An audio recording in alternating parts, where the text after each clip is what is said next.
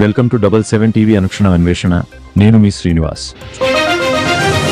రోలుగుంటలో ఘనంగా అంబేద్కర్ జయంతి వేడుకలు. అనకాపల్లి జిల్లా రోలుగుంట మండల కేంద్రంలో భారత రాజ్యాంగ నిర్మాత డాక్టర్ బిఆర్ అంబేద్కర్ 135వ జయంతి వేడుకలను మంగళవారం అత్యంత ఘనంగా నిర్వహించారు.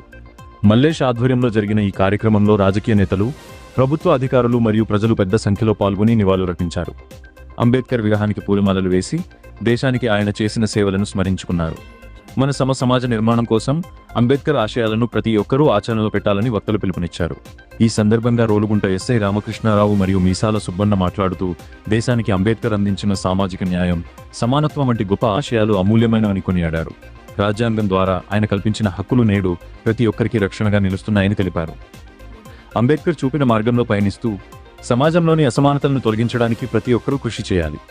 ఆయన ఆశయాలను కేవలం స్మరించుకోవడమే కాకుండా నిజ జీవితంలో ఆచరించడమే మనం ఆయనకు ఇచ్చే అసలైన గౌరవాన్ని కొనియాడారు.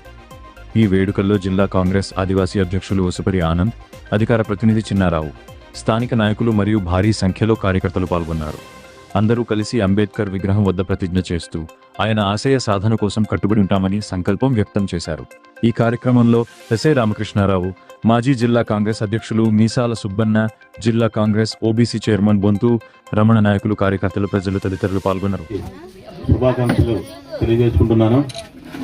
ఈరోజు అంబేద్కర్ గారి పుట్టినరోజు.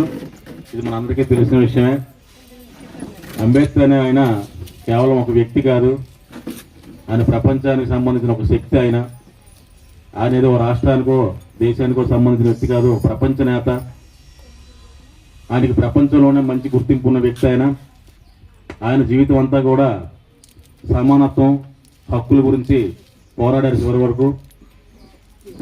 ఆ కార్యక్రమంలో ఆయన ఎన్నో కష్ట నష్టాలను కూడా ఎదుర్కొన్నారు. దళితుల హక్కుల పట్ల అయితే చాలా తీవ్రమైన కృషి చేసి వాళ్ళకి హక్కులు కల్పించడంలో, సమానత్వాన్ని తీసుకురావడంలో ఆయన జీవితాన్ని మొత్తం త్యాగం చేయడం జరిగింది.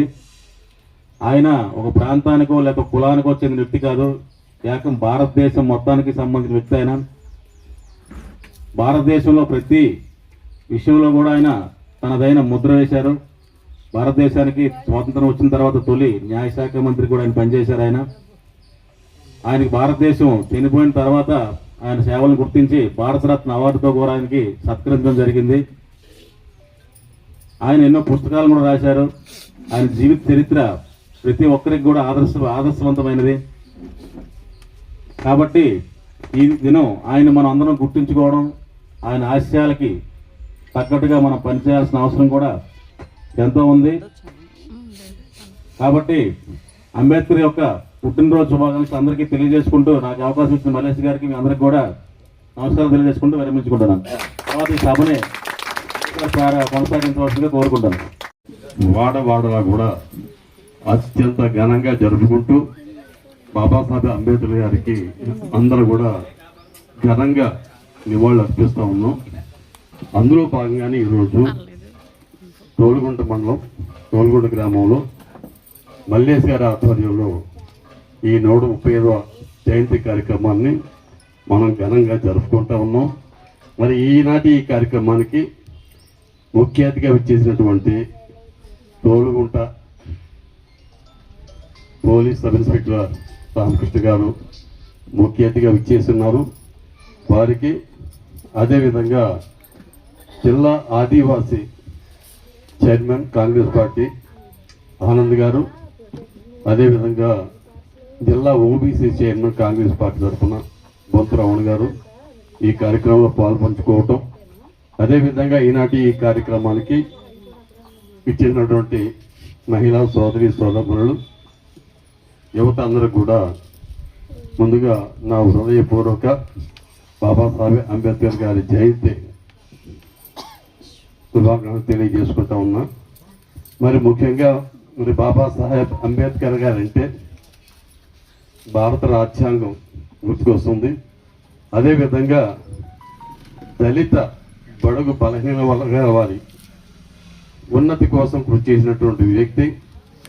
అదేవిధంగా సమాజం కావాలి, సమానత్వం కావాలి అన్నటువంటి నిరంతరం పోరాటం చేసినటువంటి గొప్ప మహనీయుడు బాబాసాహెబ్ అంబేద్కర్ గారు. మరి ఈరోజు ఈ భారతదేశానికి స్వాతంత్రం వచ్చిన తర్వాత బాబాసాహెబ్ అంబేద్కర్ గారు భారత రాజ్యాంగ నిర్మాత. ఆయనే ముందుండి ఈ రాజ్యాంగాన్ని, మన భారతదేశానికి రాజ్యాంగాన్ని రాసినటువంటి వ్యక్తి. మరి ఆయన ఎంతో ముందు చూపుతో, చాలా ముందు చూపుతో భవిష్యత్తు భారతదేశం ఎలా ఉండాలి, ఎలా ఉంటే ఈ జనం అంతా కూడా ఇది సస్యశ్యామలంగా ఉంటుంది, ఒక సమైక్యంగా ఉంటుంది, ఒక ఉన్నత స్థానానికి వెళ్తున్నటువంటి ఎంతో ముందు ఆలోచనతో బలహీన వర్గాలు, అట్టడుగుల దళిత వర్గాలు, వీళ్ళందరికీ కూడా వారికి సముచిత స్థానం, సమానత్వం ఉన్నప్పుడే ఈ దేశం అంతా కూడా ముందుకు పోతుంది.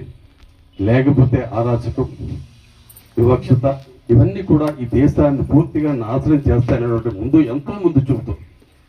అట్టడుగున్నటువంటి దళితులు, బడుగు బలహీన వర్గాలకి, వారందరికీ కూడా ఈ సమాజంలో సమాన హోదా రావాలి, అందరూ సమానంగా ఉండాలి అనేటువంటి ఉద్దేశంతో ఆయన ఎంతో ముందు చెబుతూ రాజ్యాంగంలో మనకి రిజర్వేషన్ పొందుపరిచినటువంటి మహనీయుడు.